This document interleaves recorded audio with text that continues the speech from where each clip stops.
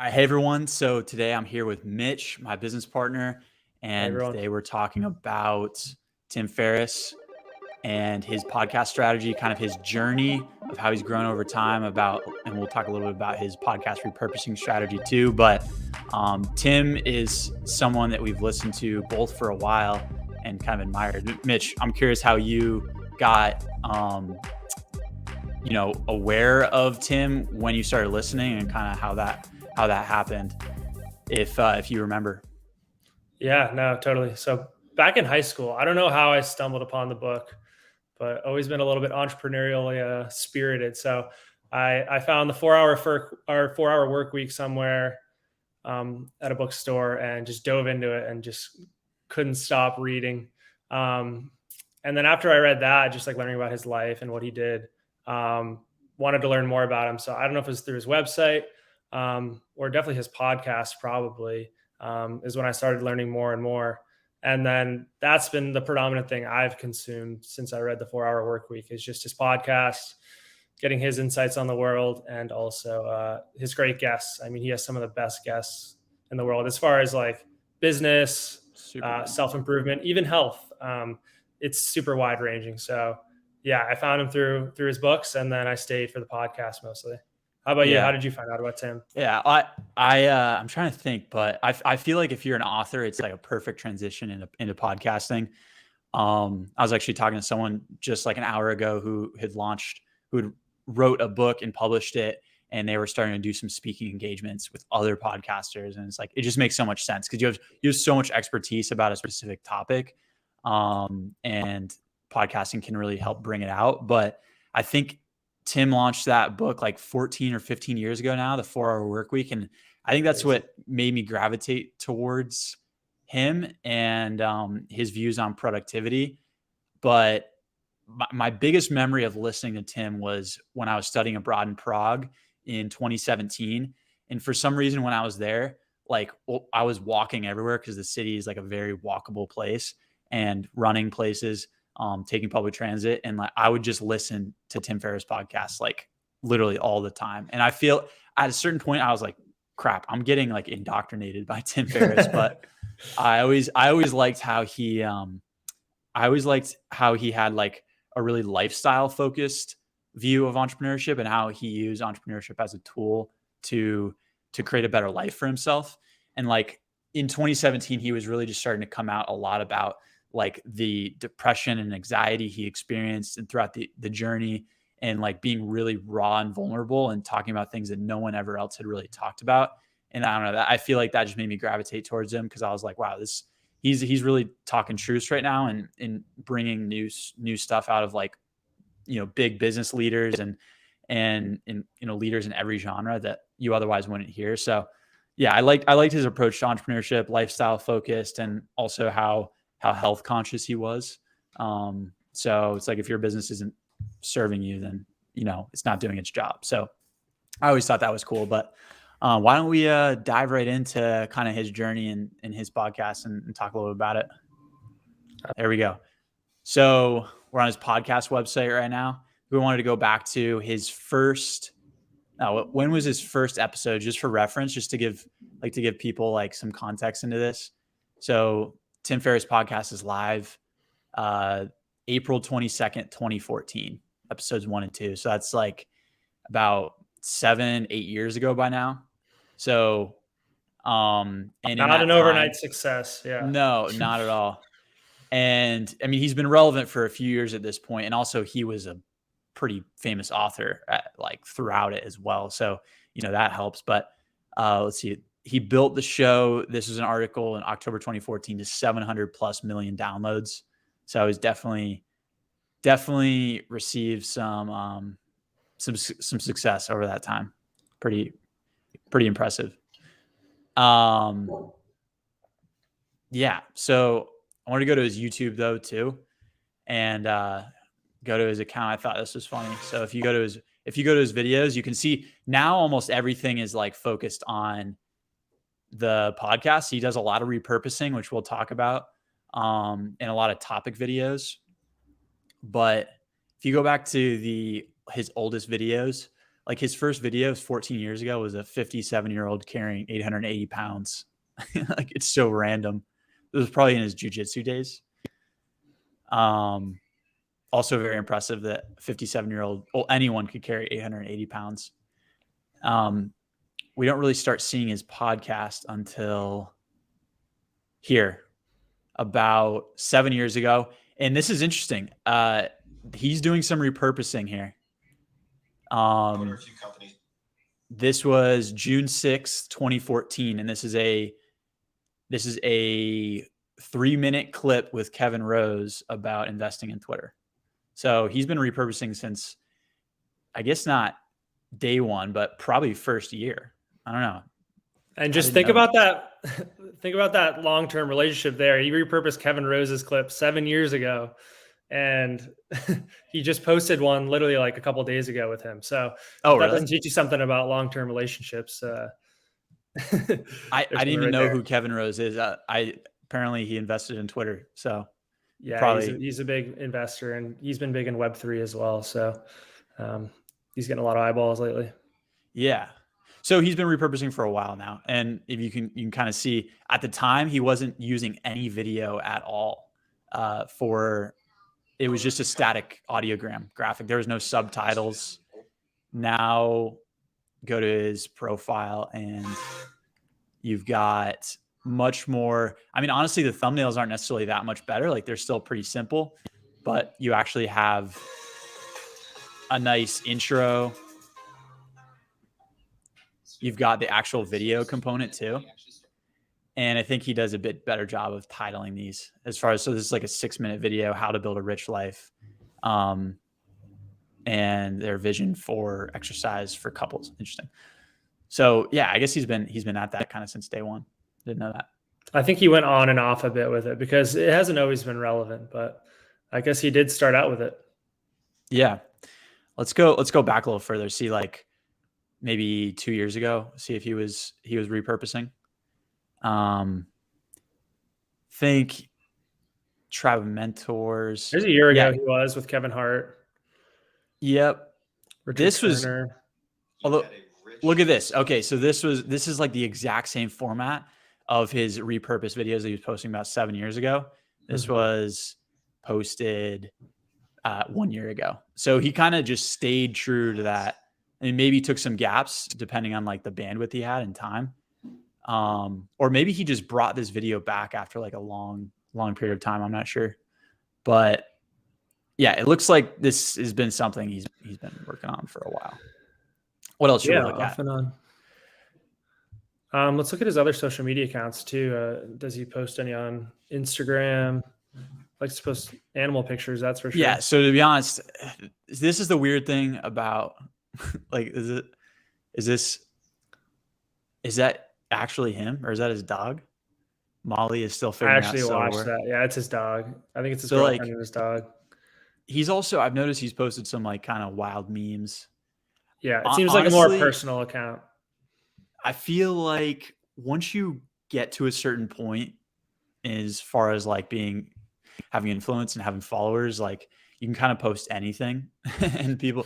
So sometimes I feel like the people that are at the top of the field, like at the time, aren't always the best people to follow and to like see what they're doing, like because they've reached a point that they've kind of have like a legacy success in social media that they don't necessarily have to be so cunning with their stuff. They just post and like Elon Musk can post like a 1-word tweet about, it could say literally anything and people are going to be so curious about it. Nonetheless, the one thing, I mean, that he still does that he's always done is he's consistent and he posts and he engages and that's never left. But I don't know. Sometimes I feel like with the bigger accounts, you can't always take their strategy like as Bible because they've already reached a point that most of us aren't already at, you know? So yeah, with him too, it seems like he can use his social media almost as more of an announcement tool as opposed to, he has to market it. So a newer podcaster might need to entice somebody with, those 2-minute long clips on social to get eyeballs to actually listen and go listen to the full podcast. Where with him, it's kind of like, oh, I have this new podcast out, and then people just apparently run to it. Yeah. They already trust him. The trust is built, especially over like however many years people have been listening to him. I mean, he's been there 7 years. I've literally listened to his podcast for like 5+ years. So like, I'm one of those people. He announces one and I'm interested in the guest or the topic, I'll just go listen. I don't need to be, teased with a 2-minute clip to know what it's about or whatnot. Yeah. I will say though, like I actually don't listen to the full length Tim Ferriss episodes anymore, podcasts. I do see his clips on YouTube every once in a while and pretty often. Don't always listen. I'm not watching all of them, but that definitely keeps me in the back of his mind. And obviously following him on social always, reminds me of him. I feel like if there's a really relevant podcast, like if there was a highly recommended one with, I guess it was Balaji. Yeah, that's what I was going to say. That I think you recommended to listen. I was like, all right, I'm about to jump on the plane. I'm definitely going to listen to this one. I've had like 3 people recommend it to me. And it was a great episode. I feel like there's so many people who mentioned it was like life-changing. It was like, my life will never be the same. And I don't know about that, but they definitely talked about some pretty futuristic topics that you should be aware of, like blockchain and crypto and the talent pool in India, plenty of other things, but nonetheless, he does a really good job about staying in the back of your mind through his various social channels and his email as well. Yeah. You want to take a look at what he's doing on Twitter? Yeah. So that was actually another really good episode, the Chris Dixon. That was about Web3. That was with Naval as well. And so, okay, he's also posting it to his blog, which is cool, sending people to his own website instead of just, podcasting platforms. Yeah, it looks like as far as the article that he posts, it doesn't seem to be okay. So sponsors are at the bottom. This episode is brought to you by 80,000 hours. You have roughly 80,000 hours in your career. That's 40 hours a week, 50 weeks a year for 40 years. They add up. I'm not reading this whole sponsor for them, but he doesn't just post a transcript of the episode. It's like Andrew Chen is a general partner, kind of introduces the guest. So there's a good quote from the episode up top as well, which I like. Yeah, that is repurposed content. It's a small piece of repurposed content. Absolutely, yeah. Just trying to take a nugget from the conversation. I think let's see if. Yeah, so that's also the quote that he puts on the Twitter post itself. Also, what he does do that's pretty unique with his podcast. Have you noticed these graphic designs he does? Yes. I mean, I don't think that he does them, but he probably has an artist that does them. But have you seen these for his other guests before? I have, and I automatically know when I see that kind of style that it's one of his podcasts, which is, I mean, that's marketing 101 right there, differentiation. So it's a great strategy. And I'm just looking at this post. He posts some risky things, kind of like what I was saying earlier when, you're at a certain level. I don't know. You got to hold yourself accountable, Tim. But I would not press publish on that. But moving on, I wouldn't consider Tim to ever be one of the better branding people and like brand minds. Like, actually, that might not be true. You go to his website, like he's not the best designer or hasn't ever worked with the best designers, I would say. Like the website's simple. It's nothing crazy. But he does have a really good, strong brand, and it's different, right? So like, again, you mentioned you see this design, you see these graphic changes or these the edits he does of his guests, and it's his. So I would say he's never been like had the best designs or anything, but you at least know it's him. So that's really helpful. It doesn't have to be the best. It just has to be unique and has to be consistent. So other than that, let's see. Let's take a look back at Twitter. Spotify Wrapped happened today. It's December 1, so everybody's posting about it. But yeah, it's true. A lot of Yeah, retweets. I got to open. I use YouTube Music now. That's my listener of choice. No free ads. This is on YouTube Yeah. though. Yeah, it doesn't seem like, I mean, lately there's not much of a repurposing strategy, I wouldn't say, besides like blog posts, at least on Twitter. So 23 hours. This was 23 hours ago. He tweets a lot. And he probably has a social media manager that is retweeting a ton of the tweets that he's mentioning. But so he's just posting a direct link to his repurposed video. Let's see if he's posting anything natively on Twitter. So so he actually retweeted his own tweet here, which is an interesting tactic. And he does that a lot. Yeah, I do that to myself. Well, actually, I do it from like the company account. Like I'll post something on Authentic and then I'll retweet it from my personal account just to give it some more eyeballs. So my personal account at this point has a few more followers than the company account. But it's not a bad strategy. It's bringing back those ideas. But it seems like he just posts the YouTube links, which is fine. It seems like he's really trying to push people towards YouTube. And then ultimately, the 5 Bullet Friday that he has, it's like he's always talking about that across the board. He wants your email so bad, and for good reason. It's outside of any social network, and it's definitely more anti-fragile than being reliant on one or two social media platforms. Cool. Anything else? Any other platforms you think we should look at, or should we kind of overview some of what we learned or at least saw from him and kind of take some learnings from it? No, I think that's the major platforms. I mean, I've seen him on LinkedIn a little bit, but yeah, I mean, we could look at the YouTube a little bit more too, and maybe let's do that. Dive deeper into, whether it be thumbnails or like YouTube tags, see what he's doing from a repurposing standpoint on those, because YouTube is such a good discovery tool. Is he using like good titles that are, people would actually search these topics? So let's analyze that. So why don't we go to like what is the DeFi matrix with Balaji, that was the episode I was talking about. This might be a different episode, but same guest. This is something that is probably not being searched a ton, but it definitely could be searched, right? They're definitely SEO focused here. Let's see. I want to bring up the TubeBuddy YouTube tags to see what they're doing with their tags. Let's see. Stuck. 1 sec. I think TubeBuddy's asking me to upgrade right now. What's going on? We can also just look at it ourselves. I guess we don't necessarily need the stats. Yeah. So even from the get-go, like taking this long form episode and chopping it up into, I think he did 4 or 5 of these with Kevin Rose in the early days, investing in Twitter.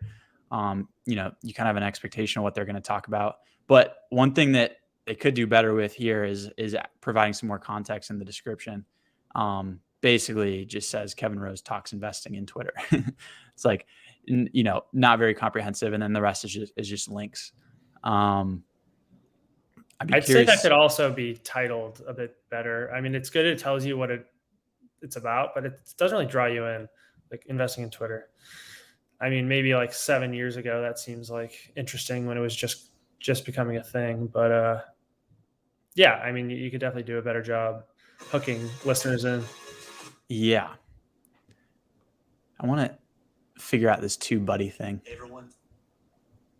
But there we go. At least it's off the screen. I want to see what his most viewed micro video is. So most popular, and see. Okay, so there's this one. This is it's actually a full length episode. Jordan Peterson on rules on life, 2.2 million views. Brene Brown is another highly viewed. Okay, so the Jocko Willenick interview, that's the full length. That's highly viewed. Let's find one of his repurposed clips. as far, like, he has a video that has how to do basic pen tricks. So Like, funny. he just likes sharing, things he knows. That's kind of what he does.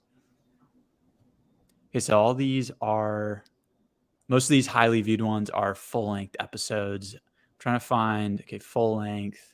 Trying to find one of his repurposed clips that has done really well and see what was kind of like the common thread, or maybe what helped, why it was successful. Interesting. So a lot of his most viewed videos are the full-length episodes. Yeah, which is surprising to me. There was a 9-minute video you just passed that was okay. So Richard Impossible card tricks. Yeah, it's got 181,000 views. And honestly, I totally see that title like popping off on YouTube, just because people love to be entertained. But something that I think really could be done better. Have you noticed all the thumbnails?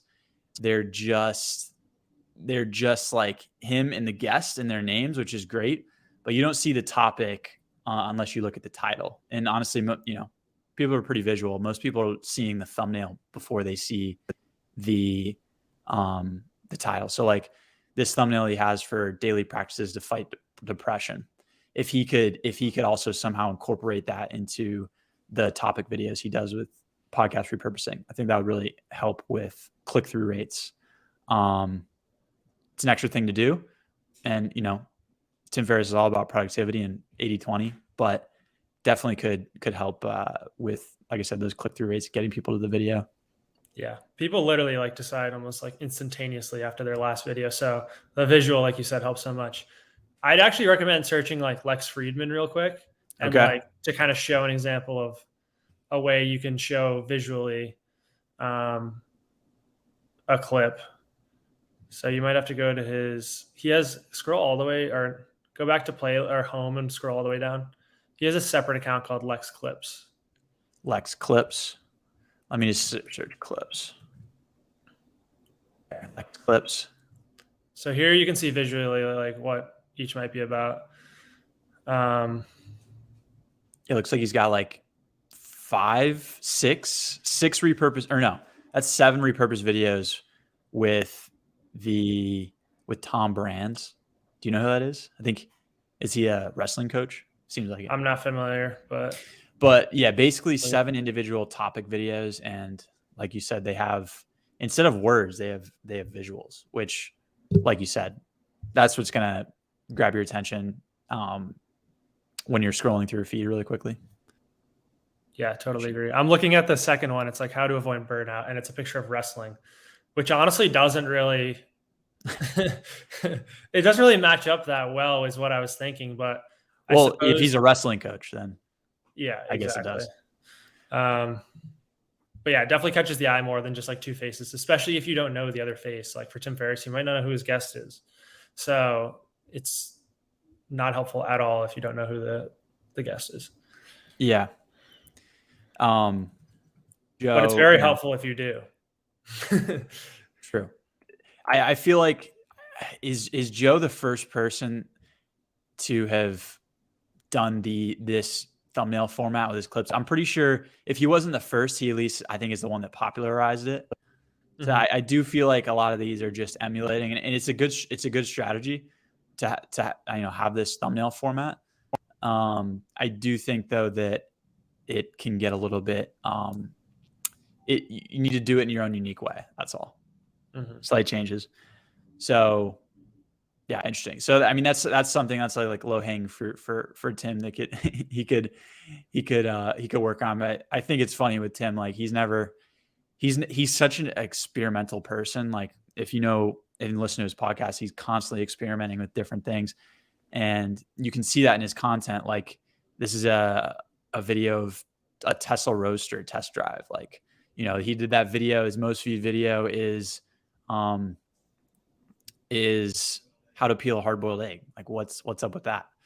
And then now you go to his most recent stuff, and it does seem like he's really kind of just in this groove of posting, and like he knows his space, and he's worked for so long doing what he does that he's kind of found where he needs to focus. And he definitely has a team behind him at this point that's helping him with this content creation as well. Versus day one probably was not the case. So yeah. All right. Well, yeah, I think that was a good overview of his repurposing strategy. And like we said, Tim might not be the best example because he already has kind of a lot of a street cred, but it shows that he's still doing it, even with all the success he has. So it definitely does work. He's been doing it for 7 years, and we'll see if he continues to do it. Yep. Yeah, I think I made this disclaimer with Joe Rogan too, but it's like I think it's important to learn from really successful, highly influential people, but realize that you've got to get from point A to point Z like in your own way, your own unique way. So, we can take little tidbits from them and try to test it out, but at the same time, like you've got to remember that you're going to have a unique journey. So, yeah, I think we learned some good stuff from him today. Definitely. And there's definitely, it's funny is like, we also spotted out some ways that they can improve. And again, nothing's ever perfect. So realize that even the people that are at the top of the field in podcasting right now, they aren't putting all the resources behind making the best product possible, even though they could, because, we've only got so much time at the end of the day and so many resources. So I do what you can do, but most importantly, stay consistent. So done is better than perfect. Yes. With that, I think I'm going to press end broadcast and finish this up. Peace.